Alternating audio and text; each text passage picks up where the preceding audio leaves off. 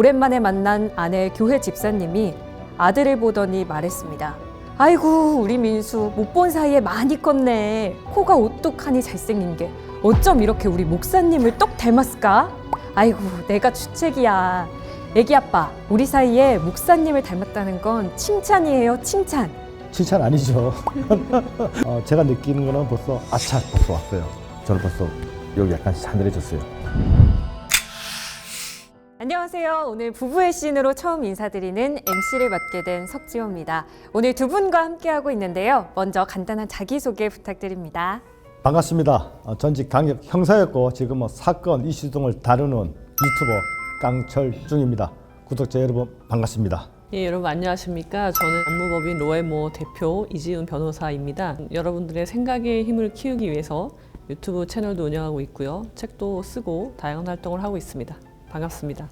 네, 반갑습니다. 저희 오늘 부부의 씬 정규 편성을 위해서 이렇게 모였는데요. 오늘 파일럿 촬영 잘 돼서 구독자분들이 많이 봐주시고 저희가 이렇게 셋이 쭉 볼 수 있었으면, 매주 볼 수 있었으면 좋겠습니다. 그럼 본격적으로 한번 시작해 볼까요? 오늘의 사연 소개해 드릴게요.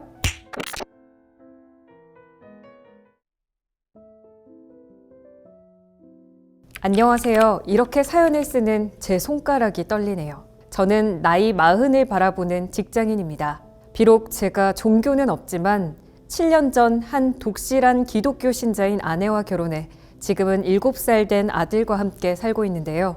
처음 아내를 만났을 때가 아직도 생생합니다. 회사 동료의 소개로 만난 그녀는 너무나 순수했고 맑았죠.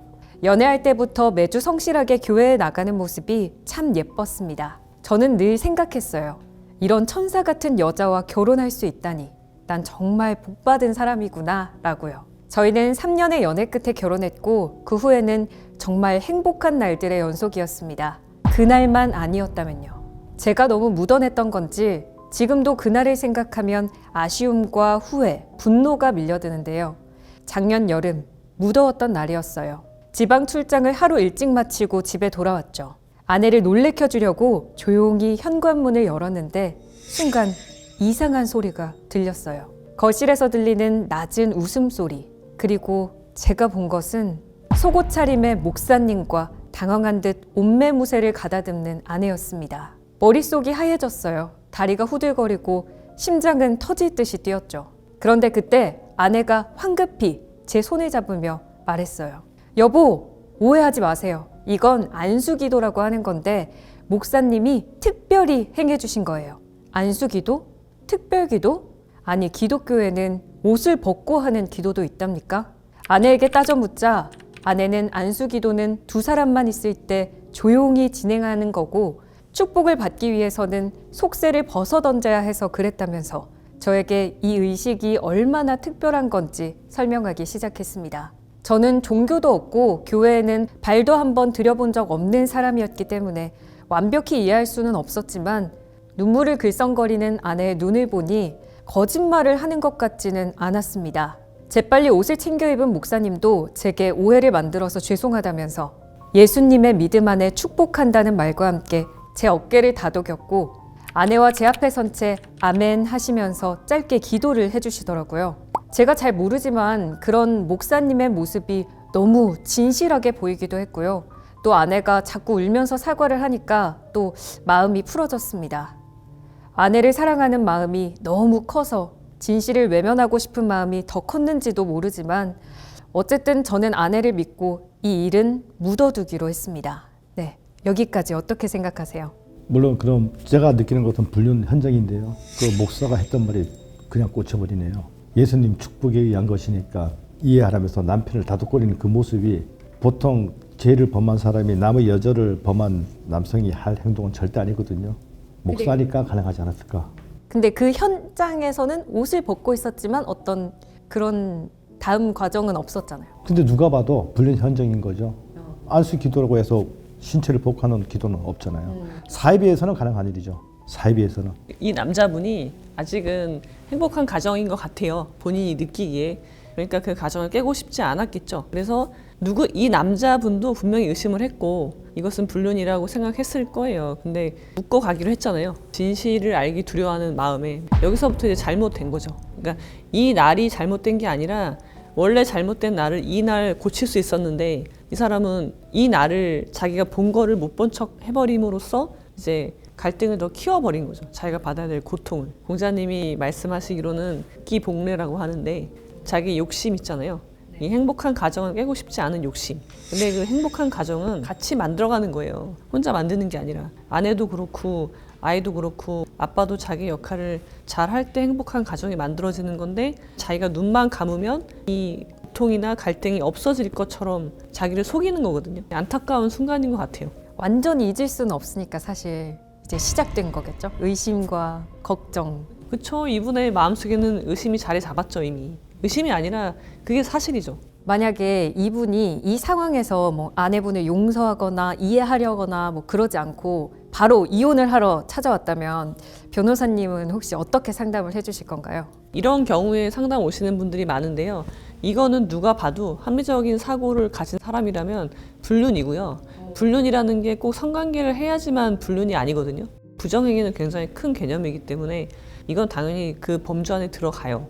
근데 여기서 결혼 생활을 계속 할 거냐 말 거냐를 결정하는 건 이 남편한테 달린 게 아니라 아내한테 달린 거죠. 아내가 먼저 이것이 불륜임을 인정하고 용서를 구하고 그래야지 이 남자가 기회를 주든가 말든가 할 텐데 이 여자는 이건 안수기도라고 해버렸잖아요. 그럼 거기서 이미 관계는 끝난 거죠. 이혼을 할 수밖에 없는 상황인 거죠. 네, 마저 이야기 들어보겠습니다. 그날 이후로 저희는 마치 아무 일도 없다는 듯이 지냈어요. 저는 일에 치여 살았고 아내는 변함없이 교회에 나갔죠. 하지만 운명이라는 게 있나 봐요. 석 달 전 어느 날 저녁 가족 식사로 조개구이를 먹으러 갔던 날이었습니다. 아들이 갑자기 알러지 반응을 보였어요. 깜짝 놀라서 병원에 데려가 보니 각각류의 알러지가 있는 것 같다고 하더군요. 물론 갑자기 생기는 경우도 있지만 유전적인 요인도 있을 수 있다면서 우리 부부 중에 혹시 알러지가 있는지 물어보기도 했죠. 저희 부부는 각각류가 없어서 못 먹는 사람들인데 아이에게 알러지가 있다니. 별거 아닌 문제였을 수도 있지만 아이를 병원에 데려갔다 오는 길 자꾸만 머리가 복잡해졌습니다. 고작 알러지 반응으로 이런 생각을 하는 제가 한심하지만 드라마에서 보면 정록색약 이런 걸로 친아빠를 찾고 그런 이야기도 있던데 혹시 나도 그런 게 아닐까 하는 의심도 들었습니다. 그날의 광경이 자꾸만 다시 떠오르고 어딘가 찜찜한 기분이 들었죠. 하지만 이렇게 착하고 예쁜 아내가 저한테 7년 동안이나 거짓말을 했을 리 없다는 생각에 마음을 고쳐 먹었는데요. 얼마 뒤 아이와 아내와 백화점에 나들이를 갔던 날 오랜만에 만난 아내의 교회 집사님이 아들을 보더니 말했습니다. 아이고 우리 민수 못 본 사이에 많이 컸네. 코가 오뚝하니 잘생긴 게 어쩜 이렇게 우리 목사님을 똑 닮았을까? 아이고 내가 주책이야. 애기 아빠 우리 사이에 목사님을 닮았다는 건 칭찬이에요 칭찬. 이런 반응을 어떠세요? 목사 아들이에요? 그건 이야기를 더 들어봐야죠. 칭찬 아니죠. 목사님 닮아, 안 그래도 목사님 의심하고 있는데 네. 목사를 닮았다고 하니까 제가 느끼는 거는 벌써 왔어요. 이 목사 아들이 아닌가. 아찔했습니다. 알러지하고 목사 닮았다? 저는 벌써 여기 약간 싸늘해졌어요. 이 남편이 지금 하는 이런 의심들 그런 게 이 사람이 예민해서가 아니잖아요. 사실은 그때 이미 끝난 거죠. 불륜의 현장을 목격한 날 관계는 끝난 건데 이혼하고 싶지 않은 마음에 그냥 그걸 덮어놓은 거잖아요. 한쪽에 이렇게 덮어놨어. 근데 여기가 자꾸 들썩여지는 거죠. 갑각류를 알레르기가 있다는 거. 저도 아이가 있지만 제가 없는 알레르기 아이한테 있거든요. 근데 그렇다고 해서 의심하지 않아요. 근데 이 남편은 의심을 하잖아요. 원인이 있는 거죠. 그러니까 이 문제를 해결하지 않으면 불륜, 그 집에 둘이 있었던 그거를 해소하지 못하면 이 사람은 앞으로 어떤 일이 있어도 계속 의심할 수밖에 없는 거죠. 그래서 너무나 당연한 그 이제 과정을 겪고 있는 거고 이제 이 진실로 향해서 다가가는 상황인 거죠. 물론 신실한 집사님의 장난기 어린 칭찬일 수도 있었겠죠. 하지만 속옷차림이었던 목사님, 주변의 말들, 알러지 반응까지 모든 사건들이 하나로 합쳐져 저를 괴롭히기 시작했고 나중에는 아들 얼굴을 봐도 저를 하나도 안 닮았다는 생각만 들더라고요. 저는 코가 사실 좀 낮고 둥그런 편이라 아들 코가 저를 안 닮아서 다행이라고 생각했었는데 이것조차도 모두 의심스러워 보이기 시작했습니다. 아내가 그토록 열심히 교회에 나가는 게 정말 신앙심 때문이었을까? 목사랑 오랫동안 다른 관계에 있었던 건 아닐까? 나는 7년 동안 아무것도 모르고 속고만 있었던 건 아닐까. 밤에 잠 한숨 못 잘 정도로 괴로웠습니다. 결국 견디지 못하고 아내 몰래 친자 확인 검사를 했습니다. 검사소에서 면봉으로 제 입안을 문지를 때 제 손이 얼마나 떨렸는지 모릅니다. 잠든 아들의 뺨에 면봉을 문지를 때는 마치 죄인이 된 것 같았죠. 그렇게 일주일이 지났습니다. 매일 밤 잠들지 못하고 식은땀을 흘리며 뒤척였어요. 아침이면 거울 속에 늙어버린 제 얼굴을 마주했고요. 마침내 결과지를 봤던 날, 봉투를 뜯는 제 손가락이 덜덜 떨렸습니다. 눈물이 앞을 가려 글자가 잘 보이지 않았지만 그 차가운 활자체로 적힌 99.9% 친자관계 부정이라는 문구는 선명했어요. 그 자리에 주저앉아 울었습니다. 7년. 제 전부를 바쳐 사랑했던 우리 가정이 한 장의 종이에 무너져 내리는 순간이었어요. 이런 결과가 나왔습니다. 예측했던 대로 나온 거죠. 저는 우리 MC님 말씀하시는데 사실 2번 정도 가슴이 쓰라린 느낌을 받았어요. 목사구나. 그래서 너무 아팠어요. 내가 그 남편을 생각하니까 너무 마음이 아팠어요. 현재까지 정황 증거는 다 목사님을 가리키고 있지만 사실 실제적인 증거는 없는 상황이잖아요. 목사님과 아들 간의 친자 확인이 나온 것도 아니고 검사를 해본 것도 아니니까 내 아들이 아닌 건 알아도 목사님의 아들이다 이런 건 확신할 수가 없는데 이런 경우에도 목사님을 상간남으로 소송할 수 있나요? 그럴 수는 없죠. 그럴 수는 없고 내가 이것이 아내한테 이혼을 한다거나 위자료를 청구하는 사유는 되겠지만 그 불륜남이 특정되진 않은 거죠. 그 목사를 상대로는 어떤 책임을 물을 수는 없죠. 아직은. 목사님한테 책임을 물을 수는 없지만 이혼 사유는 될 수 있는 거죠. 충분히 이혼 사유가 되고요. 근데 사실 얼마 전에 같이 안수기도 받았던 집에서 그것도 증거가 있다면, 증명할 수 있다면 그거는 부정행위가 될 수 있기 때문에 책임을 물을 수는 있죠. 그렇다면. 이렇게 정황 증거만 있을 때는 어떻게 해야 될까요? 가서 목사님의 머리털을 볼 수도 없잖아요. 쟤 뜯어야죠. 가서. 뜯으면 신고당하는 거 아니에요? 신고당해도 쟤 뜯어야죠. 말은 제가 그렇게 하지만 증거를 채집하기 원하면 해야겠죠. 어떻게 몰래 목사님 아니다 목사 밥 먹을 때 이런 컵이나 침 같은 거 남아 있으니까 그 침 또 혹시 담배 피면 담배 꽁초 주워다가 친자기 소송 의뢰해야겠죠. 근데 그거는 법적으로 사용할 수는 없어요. 보통 친자기 소송해갖고 그 서류를 떼가지고 남편이나 보여주면 그렇게 인정을 하죠. 그래서 법원에 제출할 때는 법적인 부분으로 친자기 소송 절차를 거쳐야지 이렇게 불법적으로 한 이런 건 안 되거든요. 그런 거는 증거로 안 되고 그걸 이용해서 뭔가 합법적인 걸 만들어야 되는 거죠. 그렇죠. 만들어야 되는 거죠. 끔찍한 진실을 알게 된 저는 결과지를 들고 아내를 다그쳤습니다. 끝내 묵묵부답인 아내를 보며 저는 무릎을 꿇고 빌면서 제발 진실을 말해달라고 했어요. 아내는 굳은 표정으로 입을 다물고 있다가 갑자기 제 손을 잡더니 이렇게 말하더군요. 얘는 하나님의 자식이에요. 제가 무슨 잘못을 했다는 거예요. 저는 순결해요. 이렇게 반응했는데 이 반응 하나님의 자식이긴 하죠. 누구나. 어느 아이나 다 하나님의 자식이긴 한데 그러니까 이제 굉장히 심각한 가스라이팅을 당했을 거라고 보고요. 진짜 정말 자기는 순결하다고 생각하고 불륜이 아니라고 생각하고 말하는 걸 수도 있어요. 그 아내분은. 진짜예요? 네, 그런 사람도 있어요. 아내가 이제 목사한테 가스라이팅을 당했어요. 사입이 종교인 거죠. 그 목사가 이제 그러면은 사실은 어떤 처벌보다도 처벌받기 전에 먼저 치료를 받으셔야 되는 거죠.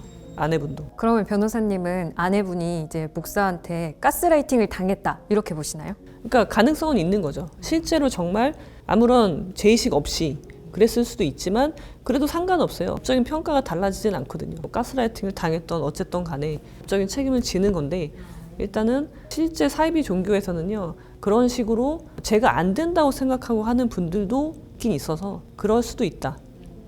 그 여성분이 이걸 신앙으로 하나님의 자식이라 그럴까 진짜? 아니면 성관계한 목사님하고 신체적인 접촉이 있었는데 그 부분을 하나님의 아들? 저는 제 상식으로는 이해가 불가능합니다. 상식으로 이해가 되는 영역은 아니고 그럼 그 많은 사이비 종교들이 그러잖아요. 교주랑 성관계 하는 거를 그 행위 자체를 굉장히 숭고하게 여기거든요. 그러니까 남자로 진짜로요? 보지 않는 거예요. 그러니까 그런 성행위를 통해서 내 죄가 씻겨진다라고 논리적이진 않지만 그렇게 교육시키기 때문에 만약에 되게 신실하다고 했잖아요, 아내분이. 그러면은 굉장히 어릴 때부터 그런 것에 학습이 됐다면 그렇게 생각할 수는 있다고 보여지는 거죠. 지금 아내는 절대 외도한 적이 없다며 강경한 태도를 보이고 있습니다. 제발 이혼해달라는 제 말에도 잘못한 게 없으니 이혼은 절대 할 수 없다고 합니다. 하나님의 자식인데 누구의 아이인지가 뭐가 중요하냐며 자기는 떳떳하다고요. 저는 매일 밤 아들의 자는 얼굴을 보며 울어요. 7년 동안 내 전부였던 아인데 이제 와서 보니 제 핏줄이 아니라니. 아이는 여전히 저를 아빠! 하고 부르며 안겨오는데 전 어떻게 해야 할지 모르겠습니다. 괴로운 마음에 목사를 찾아가 따져보기도 했지만 목사 역시도 이건 하나님의 기적이다. 나는 기도해 준 것밖에 없다. 절대 둘의 관계를 인정하지 않고 있습니다. 현재 제가 할 수 있는 일이라고는 교회 앞에서 1인 시위를 하는 것밖에 없습니다. 목사님, 우리 가정을 돌려주세요 라는 피켓을 들고요. 대체 저는 어떻게 해야 될까요? 제 인생이 이렇게 끝나버리는 걸까요? 네, 이렇게 사연을 전부 들어봤는데요. 두 분은 이 관계가 어디서부터 잘못됐다고 보세요? 저는 네. 이와 유사한 일이 있었어요. 네. 그걸 말씀드리면서 비교하는 것이 나을 것 같아요. 네. 남편분이 저희 사무실에 급하게 찾아와서 하는 얘기가 첫째가 아들, 둘째가 딸인데 결혼 10년 차예요. 근데 최근에 우리 MC님이 소개한 사연과 비슷한데 아들이 나하고 부인하고 얼굴 생김새가 완전히 틀려. 이건 분명히 뭔가 이유가 있다 해서 친자 확인 검사까지 다 했어. 그래갖고 우리 자식이 아이가 확인됐어요. 그래서 저한테 온 이유는 지금 현재 부인이 어떤 생활을 하고 있는지 그걸 좀 찾아달라는 거예요. 그래서 제가 한 달간 이 부인에 대해서 모든 걸 알아봤는데 이 부인은 애들 학교, 학원 다 보내고 친구들 모임, 정상적인 생활하는 부인이에요. 어떤 것도 찾지 못했는데 그 가정에서 남편이 의심하는 남자는 교회예요, 교회. 교회, 예전에 교회를 같이 다녔었는데 그때 자기 만날 때 이 부인이 좋아했던 남성분, 이 사람을 의심하고 있는 거예요. 그래서 그 사람을 저한테 뒷조사를 해달라 해갖고 물론 친자인 소송, 그리고 아까 증거 수집을 원했는데 제가 그래서 아까 말씀드렸다시피 뭐 식당에서 먹는 물컵, 담배도 꽁치를 다 해갖고 확인한다고 하니까 수습을 했어. 이 왜요? 남자분이. 결과가 그 남자가 나와버리면 자기가 10년 동안 키운 우리 아들이 자기가 받아들일 수 없다는 거예요. 지금은 내 친자가 아니지만 내가 10년간 정으로 키웠는데 만약에 이 아들이 교회 다니는 저 사람이라고 나와버리면 자기는 이 아이를 케어할 수가 없다. 그래서 내가 낳았지는 않았지만 마음으로 키우겠다고 딱 수습을 하더라고요. 그분이 저한테 마지막으로 묻는 얘기는 딱 하나예요. 뭔가요? 저보다도 연배니까 얘기를 달라. 나는 이런 생각으로 정으로 키우고 싶은데 당신 생각은 어떠냐고 저한테 조언을 구하더라고요. 그래서 저는 만약에 부인이 무릎 꿇고 모든 사실을 인정하면 부인을 위해서, 자식을 위해서 당신 생각하는 대로 살아줬으면 좋겠다라고 제가 말씀을 드렸어요. 그런데 결국은 부인이 사과를 했어요. 모든 사실을 인정하고 남자가 누구랑까지 얘기 다 했었어. 교회 사람이 맞았나요? 교회 사람이 맞았어요. 부인 입에서 나왔어. 그래갖고 남편이 다 인정해주고 예전 마음대로 자식을 키우면서 살았어. 아주 해피엔딩이죠.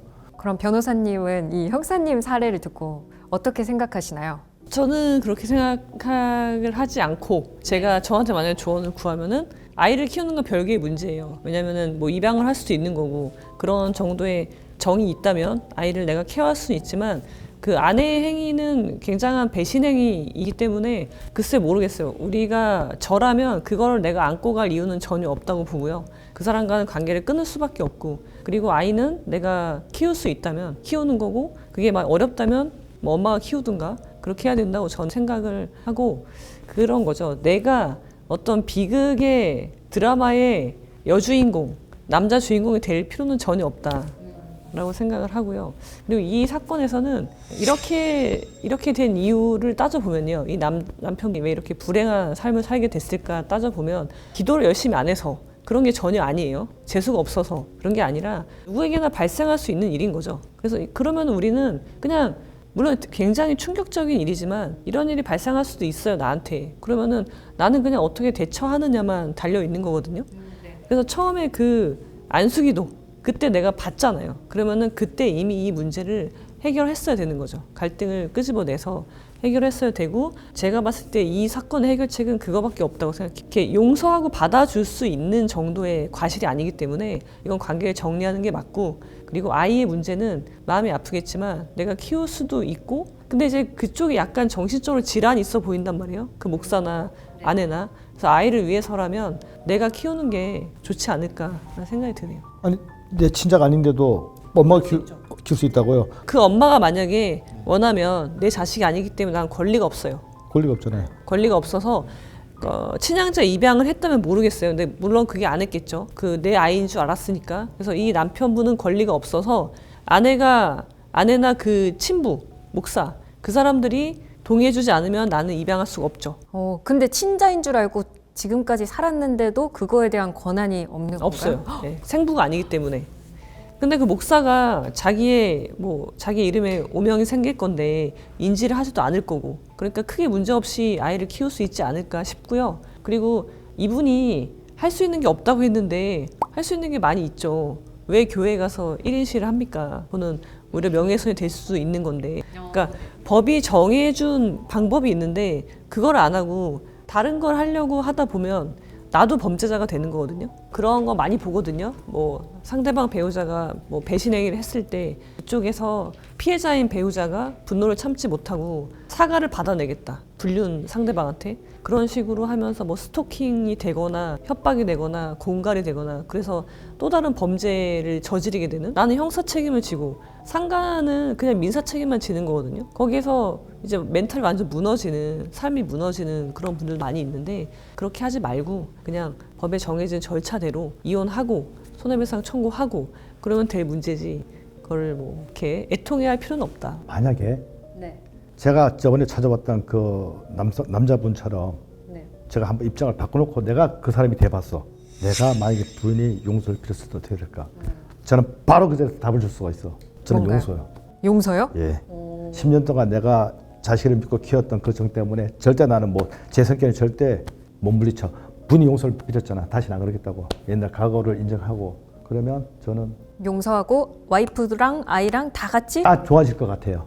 저는 왜 잘못을 인정했기 때문에 과거가 생각이 안 날까요? 괜찮아요. 네, 그럴 것 같아요. 저는 그 10년 동안 키운 자식에 대한 정이 있을 텐데 정은 있을 것 같은데 있었던 일을 없었던 일로 치고 화목하게 사는 게 쉽지 않을 것 저는 같아요. 가능하다 이거죠. 제 성격에는 가능하다 이거죠.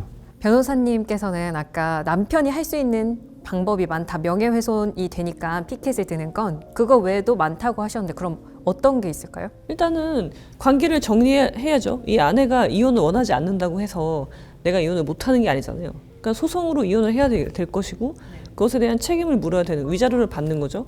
그다음에 그 목사한테도 당연히 책임을 물어서 이 목사라는 지위를 이용해서 여러 잘못된 일을 하고 있는 거잖아요. 그러면 그런 일을 하지 못하게 내가 이제 손해배상 소송을 한다고 해서 이 사람이 목사를 못하게 되진 않겠죠. 근데 그렇게 하고 나서 예를 들면은 교단이 있다면 그 상급 기관 같은데 진정을 넣는다거나 그럴 수 있겠죠, 충분히. 그래서 이 사람이 장기적으로 봤을 때 목사를 하지 못할 수도 있게 되는 거잖아요. 그런 것이 사실은 모두를 위해서도 그러니까 사회가 나아지는 방향으로 가기 위해서는 나한테 주어진 법적인 권한을 행사해야 되는 거죠. 그럼 이건 그냥 급 궁금해진 건데 뭐 1인 피켓처럼 뭔가 그 교회에 있는 사람들한테 막 소문을 내거나 뭐 나눠주거나 이러면 명예훼손인 거죠. 당연히 명예훼손이 되죠. 명예훼손이죠. 네. 뭔가 생각나는 방법이 그거밖에 근데 없는 것 모든 같아요. 사람들이 알면서도 명예훼손 알면서도 그 다니는 동사무소 아니면 그 모임 다 이게 제 둘이 그런 사이라고 계속 또 처벌받고 또 어디 가면 따라다니면서 얼마나 열받으면 그렇게 하는 사람들이 있어요. 저도 말하고 싶을 것 같아요. 예, 다 그러니까 그걸 실행을 해요. 내가 벌금 맞겠다. 그렇게 하는 분들이 많아요. 실제로. 그러면 벌금이 얼마인가요?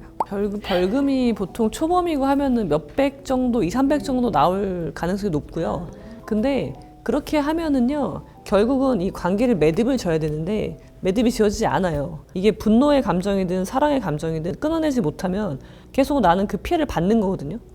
그래서 합리적으로 문제를 해결할 수 있도록 해야 되는 거예요. 변호사님은 항상 합리적이셔. 팩트로 내가 범죄자가 될 수는 없잖아. 근데 저는 만약에 그러면 변호사처럼 저는 안 될 것 같아요. 제 성격에는 절대 안 되죠. 끝까지 가죠. 두 분이 다르시니까 너무 좋은데요. 근데 또 대인배셔가지고 용서도 또 잘하세요.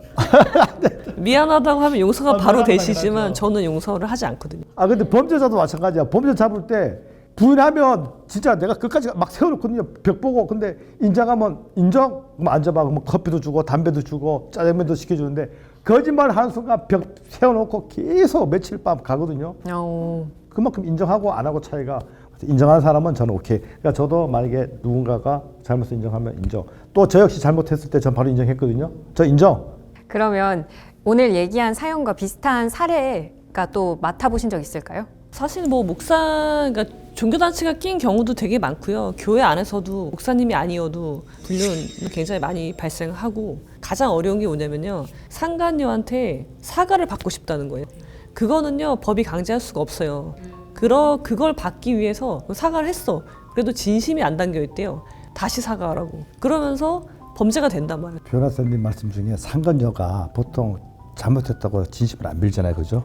아니 누가 빌겠어요. 그렇죠. 그런데 만나주지도 않아요. 어떤 제가 제 사연 중에 딱 한 번 바람 폈는데 딱 부인한테 걸린 거야. 그래서 이 상간녀가 무릎 꿇고 빌었어요. 눈물 흘리면서 잘못했다고. 진짜 진심으로. 근데 비니까 부인이 완전 죽여버린 거야. 욕하면서 너가 감히 어디서 대고 진심으로 빌었는데 사실 용서를 못 받았어. 집에서 생각해보니까 화가 나는 거야. 아니 내가 뭐 이렇게 잘못했을까. 그래서 역으로 저 인간을 조사 좀 해달라. 너 알아봐 줄 수 있다 했는데 엄청난 여자야. 어마무시한 여자야. 알고 봤더니 남자가 너무 많아. 깜짝 놀랐어. 네.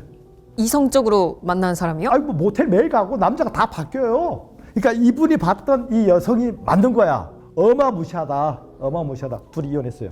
그러면 이혼하시고 의뢰인 분이랑 그 남편분은 계속 관계를 이어가나요? 아니죠. 그건 엔조이가 연락처도 모르는 사이예요. 이분은 아내가 만난 남자가 정확히 막 몇 명인지 기억하시나요? 기억나죠? 어마무시하죠. 한 4명 정도 돼요. 4명, 동시에 4명이에요? 날짜별로 바뀌는 거죠. 한 번은 뭐 이태원, 한 번은 잠실, 한 번은 논현동. 온 사방에 남자가 열렸어요. 그 직업도 각기각색이에요. 안 따져요. 그분이. 어마무시한 분이다. 그러면 이제 맡으신 종교단체 건 중에서 기억에 남으시거나 충격적인 에피소드가 있으시면 하나 공유해 주실 수 있을까요? 제가 했던 사건 중에서는 목사님은 아니었고요. 굉장히 덕망 있는 그 교회 안에서 종교단체 안에서 굉장히 덕망 있는 분과 신도들 사이에서 일어나는 불륜? 그런 거? 아니면 뭐 성당도 마찬가지고 어느 종교단체나 뭐 가릴 건 없는데 거기에서 굉장히 신실한 사람들끼리 그리고 그 교회 안에서 그런 이제 부정행위가 일어나는 일들이 좀 충격적이지 않나 싶습니다. 제가 친구가 완전히 크리스찬이에요. 그래갖고 저번에 한번 물어봤어. 그 친구가 미국에서 왔거든요. 야, 왜 교회 다니면서 사람들이 저렇게 불륜을 많이 저지를까? 그 분명히 성경에는 남의 여자를 탐하지 말라고 분명히 있을 건데, 그러니까 그 친구 말이 걸작이에요. 하나님은 모든 게 용서가 된대. 내가 발각도 한다. 야, 이씨, 나쁜 짓 해놓고 하나님이 용서 다.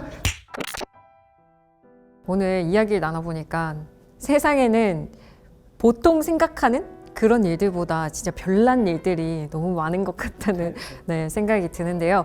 오늘 조금 충격적이기도 하고 또 속상하기도 한 사연을 만나봤는데요.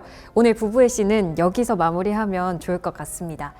오늘 새로운 방송 MC님 너무 밝게 말 잘 리드해 주셔서 너무 감사하고요. 너무 좋았습니다. 그러니까 이런 사례들이 이게 실화잖아요. 그러니까 실제 이런 일들도 발생하고 있으니까 이런 걸 보고 우리가 느껴야 되는 거는 저런 일이 발생했을 때 그냥 막 놀랍다 거기서 그치는 게 아니라 이런 일이 나한테도 발생할 수 있는 거죠. 그랬을 때 나는 어떻게 하는 게 좋을까 그런 식으로 좀 대입해서 생각을 좀 정리해보면 좀 좋지 않을까라는 생각이 듭니다. 공감입니다. 너무 좋습니다. 저도 오늘 그렇게 생각했어요. 만약에 일어나면 어떻게 해야 될까 하면서 들었습니다. 저희 부부의 씬에서 사연도 모집하고 있으니까요. 많이 보내주시고요. 그럼 다음에 또 흥미로운 주제로 또 만나 뵙겠습니다. 네, 저희 인사해볼까요? 구독, 좋아요. 부탁드립니다. 감사합니다.